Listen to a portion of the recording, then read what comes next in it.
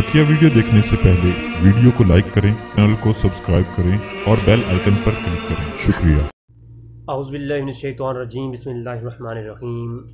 नाज़रीन, आज मुख्तसर से वक्त के लिए जो वसीले का टॉपिक हमने शुरू किया रखा है, 3 एपिसोड मुकम्मल वज़ाहत के साथ घंटे घंटे की अपलोड हो चुकी हैं। इस मौके पर इस उन्वान के ऊपर आज मुख्तसरन एक की हदीस के ऊपर गुफ्तगू होगी, जिस हदीस के ऊपर बेशुमार किस्म के एतराज़ात की जाते हैं, जो 2 तुरुक के साथ मौजूद हैं। एक हजूर की ज़हरी ज़िंदगी के अंदर हजूर के वसीले के मुतालिक वो हदीस मौजूद है, फिर हजूर के पर्दा फरमाने के बाद भी उसका एक तुर्क मौजूद है जिस पर सहाबा किराम ने अमल किया। अब चूँकि जब इसके 2 तुर्क मौजूद हैं, तो जो पहले वाला तुर्क है वो तो इब्ने माजा, अबू दाऊद, नसाई और बुखारी और दीगर कुतुब रवायात के अंदर तकरीबन 25 से ज़्यादा कुतुब हदीस के अंदर मौजूद है, जिसका कोई इनकार नहीं करता। सब मानते हैं कि हजूर की हयात के अंदर उस हदीस के ऊपर अमल करना बिल्कुल जायज़ था। अब हजूर पर्दा फरमा गए हैं तो उस पर ऊपर जायज़ नहीं है। अब वो जो हजूर के पर्दा फरमाने के बाद रवायात जो कि बरेलवी हज़रात पेश करते हैं, वो अल-मुअज्जम अल-कबीर के अंदर है। आज उसी के ऊपर बात होगी। वो हदीस क्या है, वो रवायत क्या है। सही बुखारी मुस्लिम के अंदर भी इसका अधूरा सा जो है कॉन्टेक्स्ट के साथ मौजूद है। इब्ने माजा के 100 पर और अबू दाऊद के अंदर, नसाई के अंदर और दीगर कुतुब रवायात के अंदर भी ये रवायत मौजूद है कि हज़रत उस्मान बिन हुनैफ रवायत करते हैं कि हम हुज़ूर की बरगाह में बैठे थे, तो एक शख्स नाबीना आया। उसने आकर कहा कि या रसूलल्लाह, मेरे लिए दुआ फरमाएं कि अल्लाह मुझे आँखें दे। तो हुज़ूर फरमाया, सब्र कर, तुझे जन्नत मिलेगी।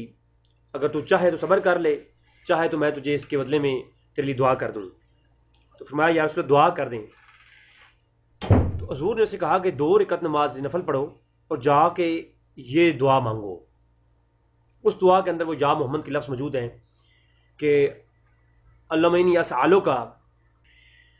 इन्नी असअलुका अत्तवज्जो इलैका बिमुहम्मदिन नबी रहमा या मुहम्मदो कद तवज्जहतु बिका इला रब्बी हाज़ी लितुक़दा। ये पूरी दुआ है जो कि इब्ने माजा के अंदर जो है हदीस का नंबर है 1385 और दीगर भी इसके कई तुर्क आपको ये बुखारी और दीगर किताबों के अंदर मिलेंगे। तो अब इस रवायत को इमाम इब्ने माजा ने जो है सही सनद का रवायत किया है। लेकिन अब मसला ये है कि इस रवायत के ऊपर हजूर की ज़िंदगी में या मोहम्मद कह कर हजूर ने ये दुआ तालीम फरमाई। तो इब्ने माजा के अंदर ये रवायत मौजूद है और दीगर कुतुब हदीस के अंदर 25 ज़्यादा कुतुब के अंदर ये रवायत मौजूद है। वो तमाम लोग इसको मानते भी हैं, अहले हदीस गैर मुक़ल्लिदीन इसका इनकार भी नहीं करते। तो वो जो हदीस है कि हजूर ने दुआ तालीम की और कहा कि दुआ के अंदर जाकर कहो, या मोहम्मद हो कद तवज्जहतु बिका इला रब्बी हाज़ी लितुक़दा। तो हजूर की जो है हजूर ने दुआ तालीम की और वो शख्स चंद तन्हाई में चला गया। अब तन्हाई में जब गया तो वहाँ ना हजूर की ज़ात थी ना कोई और शख्स था। तन्हाई के अंदर उसने यही कहा कि या मोहम्मद हो, ए मोहम्मद आप तवज्जो फरमाइए। इन हजूर की गैर हाज़िरी के अंदर जहाँ हजूर मौजूद नहीं है, तन्हाई के अंदर अल्लाह की ज़ात ही है हाज़िर नाज़िर, तो उधर भी जो है वो या मोहम्मद कहकर जो है वो हजूर का वसीला पेश कर रहा है। तो यानी हजूर ने खुद ये सिखाया कि या मोहम्मद कहना और दुआ के अंदर नबी करीम सल्लल्लाहु अलैहि वसल्लम की ज़ात का वसीला देना, ये इब्ने माजा के ही और दीगर कुतुब रवायात की सही हदीस के साथ साबित हुआ। अभी कुछ लोग कहते हैं कि हजूर की ज़हरी ज़िंदगी के अंदर ये जायज़ था, उसके बाद नहीं, तो ये भी ज़्यादती है। मैं यहाँ पर आपको पता है कि मैं सिर्फ किसी बरेलवियत का डिफेंड नहीं कर रहा, मैं अहले सुन्नत के अक़ीदा का डिफेंड कर रहा हूँ। जो चीज़ हक है, वो बरेलवियों की हो, किसी की भी हो। आपको पता है कि मैंने बरेलवियों के मुखालिफ कितने क्लिप अपलोड कर रखे हैं, लेकिन यहाँ पर जो बात है वो हक की है। बात यह है अहले सुन्नत की यहाँ जो अक़ीदा है तवस्सुल के मुताल्लिक और या मोहम्मद कहने के मुताल्लिक, वो इब्ने माजा की इस रवायत से सैर होता है। क्योंकि वो शख्स वहाँ पर हजूर के सामने उसने 2 रकात नमाज नफल नहीं पढ़े, वो तन्हाई चला गया, तन्हाई में गया और जाकर उसने 2 रकात नमाज नफल पढ़े। और दूसरी तुरुक से अनस बिन मालिक से रवायत है, दीगर दलाइल नबुव्वह के अंदर इमाम बैहक़ी ने रवायत किया, और वो मैं उस तरफ जा नहीं रहा, सिर्फ मैं मुख्तसरन बयान कर रहा हूँ। जब वो शख्स दोबारा आया तो उसकी आंखें ऐसे ठीक हो चुकी थी जैसे कभी उसकी आंखें खराब हों ही ना। तो जब उसने दुआ मांगी तो वहाँ अल्लाह के रसूल की ज़ात मौजूद नहीं थी। तो अल्लाह के रसूल की ज़ात दुनिया में मौजूद हो भी या दुनिया से पर्दा भी कर जाए, तो हजूर की ज़ात की गैर मौजूदगी में भी या मोहम्मद कहना और दुआ में या मोहम्मद का वसीला देना, ये सही सनद रवायत के साथ इब्ने माजा की रवायत से साबित है। اب یہ بات یہاں تک سمجھ آ گئی. اس حدیث جو صحیح حدیث مانتے ہیں لوگ اور اس سے یہ کہتے ہیں جی حضور دنیا میں تشریف فرما تھے تو یہ یا محمد کہنا جائز تھا. حالانکہ قرآن اور حدیث کے اندر ایسی شرک کی کوئی تعریف نہیں. قرآن و حدیث کے اندر شرک کی ایسی کوئی تعریف نہیں ہے کہ کوئی ایسا عمل جو شرکیہ ہو اور حضور کے سامنے کیا جائے تو وہ شرک نہیں ہوتا, بعد میں کیا جائے تو شرک ہوتا ہے. ایسا کوئی منطق مجھے قرآن و حدیث میں نظر نہیں آئی. اگر ہے تو مجھے بتائیں, کیا حضور کی ذات اقدس کے ہوتے ہوئے اگر کوئی ایسا عمل کیا جائے جو شرک نہ ہو اور حضور کے ہونے کے بعد کیا جائے تو وہ مشرک ہو جائے؟ ایسا نہیں ہوتا. شرک ہے. وہ حضور کے سامنے کیا جائے تب بھی شرک ہے, حضور کے بعد کیا جائے تب بھی شرک ہے. اور نبی تو ایسی تعلیم دے ہی نہیں سکتا جس نے بعد میں شرک ہو جانا ہو. تو میں زیادہ کلام نہیں کروں گا, میں مختصراً ہی بیان کروں گا کہ اس حدیث سے ہی ثابت ہے کہ حضور کا یا محمد کا سلسلہ پیش کرنا اور یا محمد کہنا یہ حضور کی خیر حاضری کے اندر, حضور جہاں حاضر نہیں ہے وہاں پر کہنا بالکل جائز اور یہ شرک نہیں ہے. یہ ابن ماجہ کی روایت. اب اسی روایت کو جو بریلوی حضرات پیش کرتے ہیں امام طبرانی کی المعجم الکبیر سے کہ جناب یہ روایت وہاں پر بھی ہے اور یہ حضور کے زمانے کے بعد پردہ فرمانے کے 11 سال کے بعد حضرت عثمان غنی کے دور میں یہ دعا کی گئی. تو اس کے بارے میں کیا ہے جناب, تھوڑی سی اس بارے میں دیکھ لیتے ہیں. تو المعجم الکبیر کے اندر جو یہ روایت ہے اب یہ حضور کے زمانے کے بعد ذکر ہے. وہ جو ابن ماجہ اور ترمذی شریف اور دیگر کتب کے حدیث کے اندر جو روایت پہلی والی ہے وہ حضور کے زمانے میں حضور نے دعا تعلیم کی تھی. اب حضور کے پردہ فرمانے کے بعد یہ جو ہے, اب یہ روایت المعجم الکبیر سے جو بریلوی حضرات پیش کرتے ہیں اور اس پر غیر مقلدین یا انجینئر مدلی ملر صاحب نے یہ اعتراض کیا کہ اس قسم جو ہے یہاں پر جو عبداللہ ابن وہب ہیں وہ ان سے روایت کر رہے ہیں, لہٰذا وہ جو ہے ان کی سماع کی تصریح موجود نہیں ہے اور مدلس کی ان والی روایت جو ہوتی ہے وہ ضعیف ہوتی ہے. حالانکہ یہ طبقہ اولا اور طبقہ ثانیہ کے مدلسین کی جو روایات ہوتی ہیں وہ تدلیس کی روایت بھی روایت صحیح ہوتی ہے اور وہ امام ابن جو ہے طبرانی نے بھی اس روایت کو صحیح کہا ہے. ہاں جی, اور اوپر بات بھی کی ہے. لیکن چلے آج بندہ فقیر آپ کو یہ روایت صرف امام طبرانی سے نہیں اور احمد سے بھی دکھائے گا اور اس کی سماع کی تصریح پیش کرے گا اور اس کے احمد کے اوپر احکام بھی دکھائے گا. لہٰذا اگر آپ کو فتویٰ دیں گے تو فتویٰ بریلویوں پر نہیں جائے گا. بریلوی کیا پدی اور کیا پدی کا شعبہ. بریلوی تو آج 1857 کے بعد کی یہ ایک نام ہے. اس سے پہلے جو ہے تو یہ بریلوی حضرات کی جو بات ہے یہ تو بات ہی ہے نا. بریلوی حضرات سے پہلے جو لوگوں نے اس روایت کو صحیح کہا ہے اور اس کے اوپر عمل, میں اس طرف جانا چاہتا زید کوثری جو کہ مقالات کوثری کے اندر مصر کے اندر جن کی علم کا ڈنکا بجتا ہے, جن کو اہل حدیث غیر مقلدین سارے امام مانتے ہیں, ان لوگوں نے انہوں نے اس کے اوپر کہا ہے کہ اس روایت ثابت ہوا کہ حضور کے بعد, حضور کی وفات کے بعد حضور کا وسیلہ دینا بالکل جائز ہے اور حضور سے دعا کی درخواست کرنا بالکل مستحب ہے مقالات کوثری کے اندر. لیکن میں تو صرف بڑے بڑے ائمہ کو ہی پیش کروں گا. بھائی یہ چھوٹے چھوٹے ائمہ کی بات کروں نا, امام کوثری کی اور امام ابن حجر کی, یہ ہماری نظر میں تو بہت بڑے امام ہیں, یہ بعض لوگوں کی نظر میں تو بالکل چھوٹے امام ہیں. وہ کہتے ہیں البانی بڑے امام ہیں. تو میں تو البانی صاحب کو بھی رسپیکٹ کرتا ہوں, ان کی تحقیقات علمی اختلاف اپنی جگہ پر میں رسپیکٹ کرتا ہوں, میں تو ہر کسی کا ادب سے نام لیتا ہوں. تو وہ جو آج کے دور کے محدث ہیں وہ تو بڑے ہو گئے اور جو پہلے جن لوگوں نے اتنی بڑی بڑی کتابیں اور محنت کر کے لکھی وہ ہو گئے چھوٹے.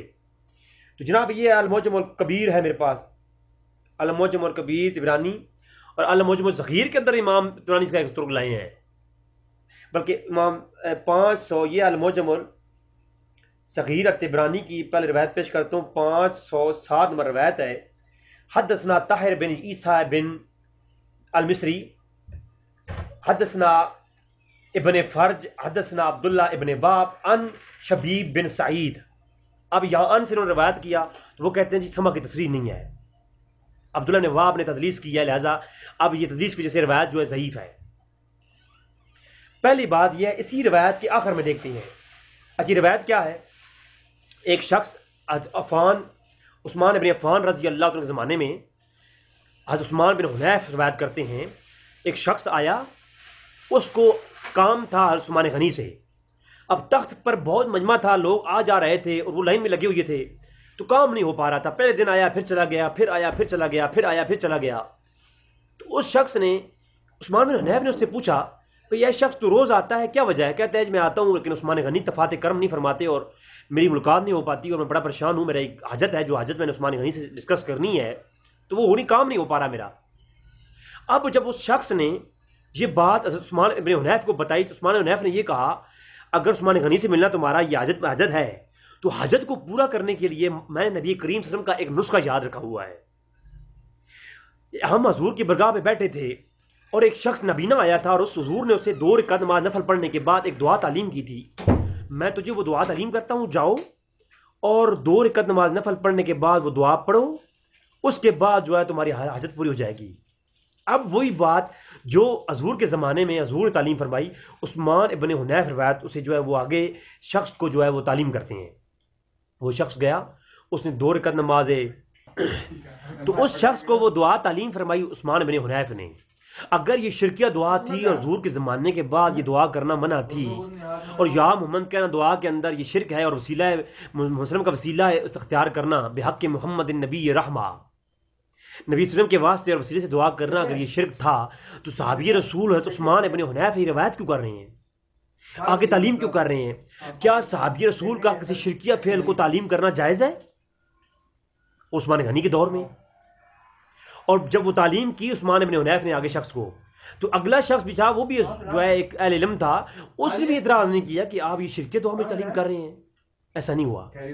تو وہ دعا جو ہے جا کر شخص نے مانگی، اگلے دن آیا، عثمان غنی نے دور سے بلا لیا، ادھر آ بھائی شخص تو روز آتا ہے، تیرا کیا کام ہے، تو تیرا 2 کام پہلے سنتے ہیں. تو عثمان ابن حنیف کا وہ دعا تعلیم کرنا اور آگے جو ہے اس کے اوپر جو ہے صحابی کا عمل کرنا، اور اگلے دن عثمان غنی کا اس کی وجہ سے بلا لینا. پھر وہ شخص جب کام ہو گیا واپس پلٹا، عثمان غنی کا اس شخص کو بلا لینا اس بات کی دلیل ہے. اور پھر یہ واقعہ پیش آیا، حدیث کے آخری لفظ ہے، جب وہ شخص واپس لوٹا، عثمان بن حنیف نے پوچھا کہ تیرا کام ہو گیا؟ تو آگے سے اس شخص نے کہا کہ آپ نے میری سفارش کی ہے عثمان غنی کی برگاہ میں؟ تو کہا میں نے سفارش تو نہیں کی، خدا کی قسم جو تجھے دعا کا تعلیم کی ہے یہ اسی کا اثر ہے.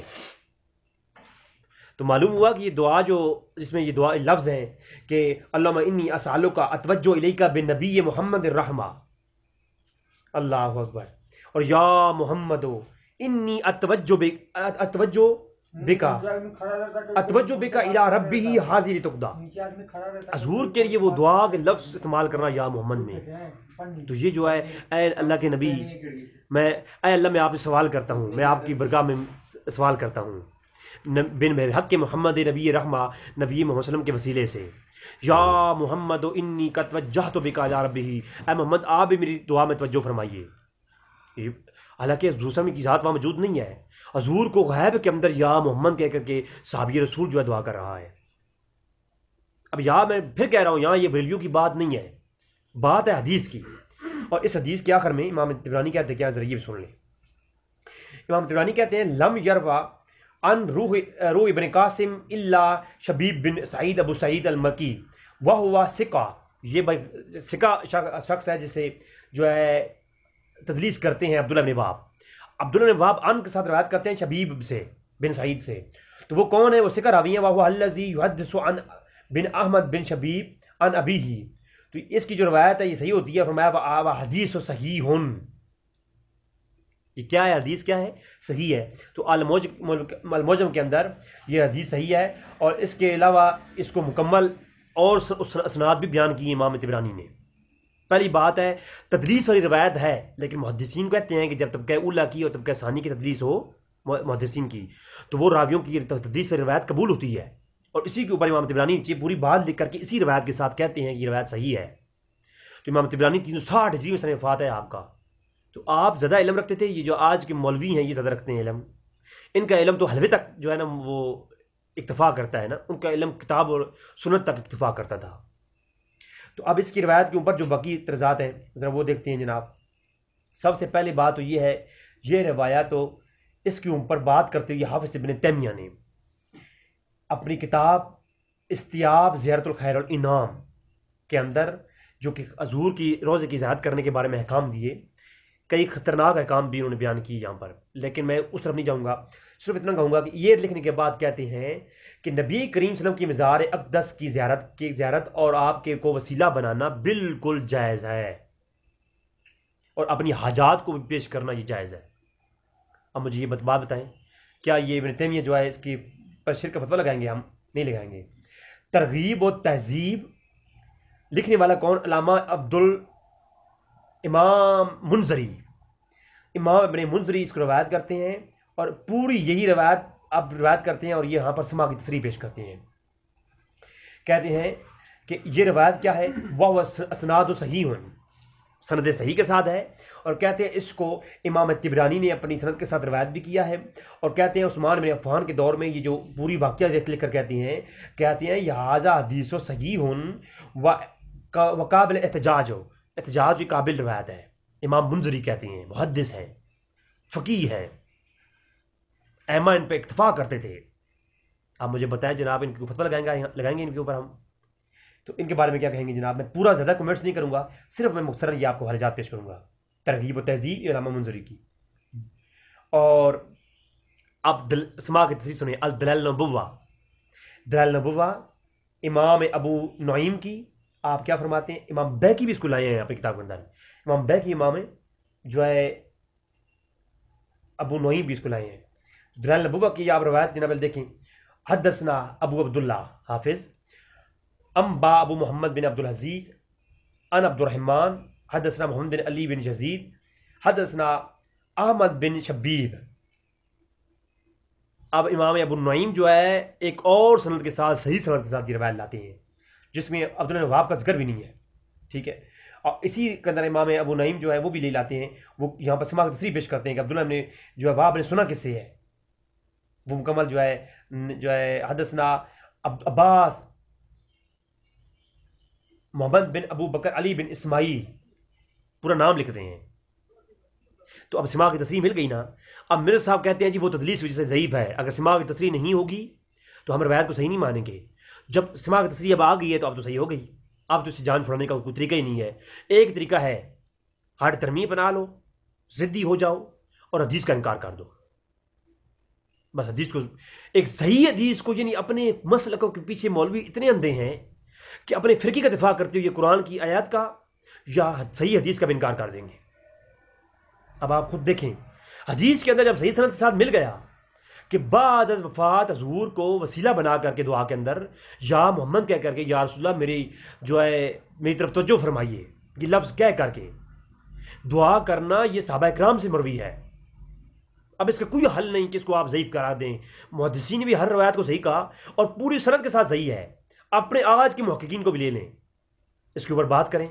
آج کے محققین جب ان راویوں کی جرح و تعدیل کے حوالے سے ثقات دیکھیں گے تو یہی کہیں گے یہ روایت صحیح ہے، اب اسے جان نہیں چھڑا سکتے وہ لوگ۔ تو لہٰذا یہ الدلائل النبوہ امام ابو نعیم امام بیہقی کی بھی آ گئی۔ تو سنن ابن ماجہ کی جو میں پہلے بتا چکا ہوں، یہ پہلے طرق سے وہ 1375 نمبر روایت، 85 نمبر روایت وہ بھی موجود ہے۔ تو یہ جناب آپ کے سامنے میں نے پیش کر دیا۔ سنن ترمذی کے اندر بھی یہ روایت موجود تھی، میں نے آپ کو بتا دیا۔ اور اب تحفۃ الذاکرین، علامہ شوکانی کیا کہتے ہیں جناب؟ وہ یہ پوری روایت لکھنے کے بعد غیر مقلدین کے امام ہیں، وہ کہتے ہیں کہ اس روایت سے معلوم ہوا کہ بعض از وفات بھی حضور کو دعا کے اندر پیش کرنا، ان کا وسیلہ پیش کرنا اور اپنی حاجات پیش کرنا، اور یہ بالکل جائز ہے۔ تو جناب یہ تحفۃ الذاکرین بھی آ گئی۔ اب مجھے آپ ناظرین اس کے اوپر آپ بتائیں کہ اس کے بارے میں آپ کیا کہیں گے؟ تو حضور کے وفات کے بعد الادب المفرد آپ دیکھیے، حضور کے وفات کے بعد بھی یا محمد تو لوگ جو ہے علاج کے طور پر حاجات کے اوپر پیش کرتے تھے۔ الادب المفرد آپ دیکھیں، حدیث کا نمبر ہے 993 کہ حضرت عبداللہ ابن رحمان ابن سعد رضی اللہ بیان کرتے ہیں کہ عبداللہ ابن عمر، امام بخاری کی کتاب ہے یہ الادب المفرد، تو عبداللہ ابن عمر کا پاؤں سن ہو گیا تو کسی شخص نے انہیں کہا، یہ جس شخص نے ان کو کہا ہے نا، یہ دوسری کتابوں میں ملتا ہے کہ وہ عبداللہ ابن عباس تھے۔ تو عبداللہ ابن عباس نے ان کو کہا کہ عبداللہ ابن عمر تمہارا پاؤں سن ہو گیا ہے، اذکر احب للناس الی، اس کا ذکر کریں جو تو آپ کو سب سے زیادہ پیارا ہے۔ تو عبداللہ ابن عمر نے اونچی آواز میں کہا یا محمد صلی اللہ علیہ وسلم۔ اگر بعض وفات یا محمد حاجات کے لیے یا حاجات کے اوپر یا اپنی حاجت کو دور کرنے کے لیے کہنا شرک ہے تو میں تو اس کے اوپر بھائی نہیں بولوں گا۔ ائمہ کی کتابیں پیش کرتا رہوں تو میں اس وقت پیش کر سکتا ہوں وہ ائمہ جن کو اہل حدیث بھی امام مانتے ہیں، محدث مانتے ہیں، وہ بھی، اور بریلوی حضرات کے امام جی 150 سے زیادہ ائمہ جو ہے وہ مشرک ہیں۔ اگر یا محمد کہنا حاجات کے طور پر اور وسیلہ پیش کرنا یہ شرک ہے تو یقین جانیے 150 ائمہ محدثین جن کے اوپر سب کا اتفاق ہے وہ پیش کروں گا میں، امام حسن بصری تک اور امام ابو اعظم حنیفہ تک کہ بڑے بڑے محدث سے پیش کروں گا جو مشرک ٹھہرتے ہیں، اور صحابہ کرام کے قید پیش کروں گا سب مشرک ٹھہرتے ہیں اگر یا محمد کہنا جو ہے یہ شرک ہے حاجات کے وقت۔ دعا کے اندر. تو یہ الادب المفرد امام میں بخاری کی میں نے پیش کر دی، کیونکہ امام بخاری کا تو ہر کوئی مانتا ہے، ان کا نام لیتا ہے. تو امام بخاری کی الادب المفرد کی روایت کا نمبر ہے 993. وہ کہتے ہیں کہ عبداللہ ابن عمر نے اپنی حاجت کو دور کرنے کے لیے اور پھر اوپر باب باندھا، جب کسی کا پاؤں سن ہو جائے تو وہ کیا کرے. تو آج دن تک کے لیے یہ بات پرفیکٹ ہے کہ محدث جب کسی روایت کے اوپر اپنا ترجمۃ الباب قائم کرتا ہے، باب قائم کرے کوئی روایت لاتا ہے، تو اس کا مطلب یہ کہ محدث کے نزدیک یہ روایت صحیح ہے. تو امام بخاری جب راب یہ اوپر جو ہے نا وہ باب ما یقول رجل اذا خدرت رجلہ، جب کسی بندے کا پاؤں سن ہو جائے تو وہ کیا کرے، وہ یہ کرے کہ یا محمد کہا کرے. تو قیامت تک کے لیے مسئلہ ہے، جب کسی کا پاؤں سن ہو جائے تو کیا کرے، وہ یہ وظیفہ کرے یا محمد، اس کا پاؤں ٹھیک ہو جائے گا. تو مجھے بتائیں امام بخاری باب باندھ کر جو روایت لا رہے ہیں، اور جب امام بخاری محدث باب بنتا ہے کوئی، تو محدثین کا باب جو ہے عقیدہ وہ ترجمۃ الباب میں ہوا کرتا ہے. محدثین کسی ضعیف روایت کے اوپر باب نہیں قائم کرتے ہوتے. دعا ہے کہ رب تعالیٰ میں حق جانے کی توفیق عطا فرمائے. وما علینا الا البلاغ المبین.